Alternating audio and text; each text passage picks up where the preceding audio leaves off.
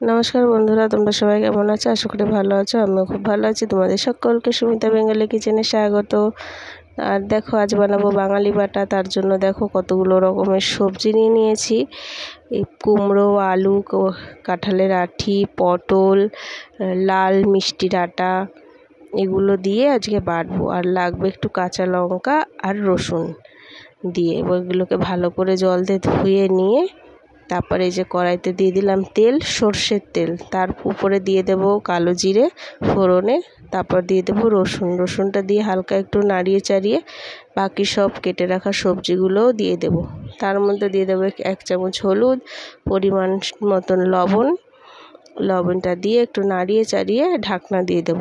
আমি কিন্তু ঢাকনাটা দিয়ে আবার তার মধ্যেও কয়েকবার নাড়িয়ে দিয়েছি, কারণ নাহলে উলট পালট করে নাড়িয়ে দিয়ে ভাজলে ভালো ভাজাও হবে আর সবজিগুলো সব পরিপূর্ণ সেদ্ধ হয়ে যাবে, সেই কারণে। আর দেখো সেদ্ধ হয়ে গেছে আর ভাজাও হয়ে গেছে আমার। এবার নামিয়ে নেব।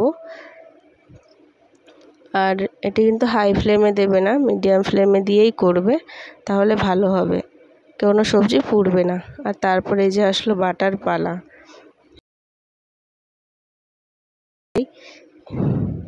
এক হাতে ক্যামেরা করছি তো তাই একটু একটু করে দেখিয়ে দিলাম।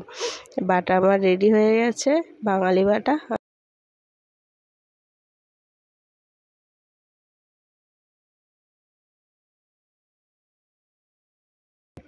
ভালো লাগলে অবশ্যই comment, share, like and subscriber.